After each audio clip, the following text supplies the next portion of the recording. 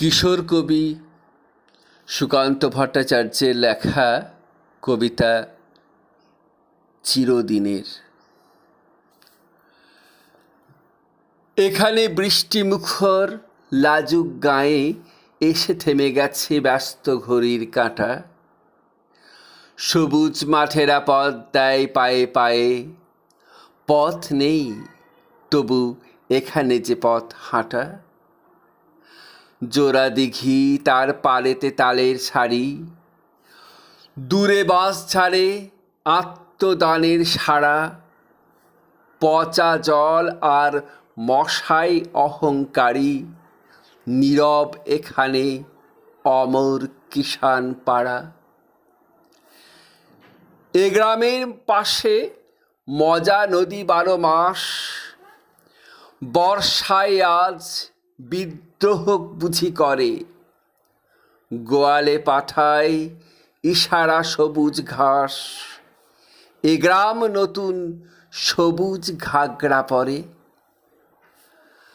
রাত্রি এখানে স্বাগত সন্ধ্যা শাখে, কিষাণকে ঘরে পাঠায় যে আলপথ।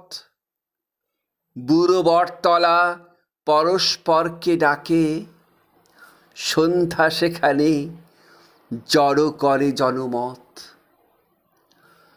দুর্ভিক্ষের আঁচল জড়ানো গায়ে, এ গ্রামের লোক আজও সব কাজ করে।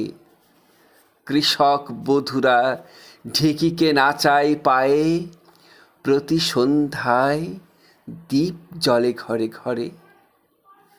রাত্রি হলেই দাওয়ার অন্ধকারে ঠাকুমা গল্প শোনায় যে নাতনিরে।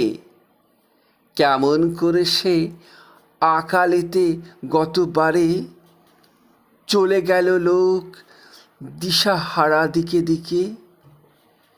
এখানে সকাল ঘোষিত পাখির গানে, কামার কুমোর তাঁতি যে কাজে জোটে। সারাটা দুপুর ক্ষেতের চাষির কানে একটানা আর বিচিত্র ধ্বনি ওঠে। হঠাৎ সেদিন জল আনবার পথে কৃষক বধূ সে থমকে তাকায় পাশে। ঘুমটা তুলে সে দেখে নেয় কোনো মতে, সবুজ ফসলে সুবর্ণ যুগ আসে। নমস্কার।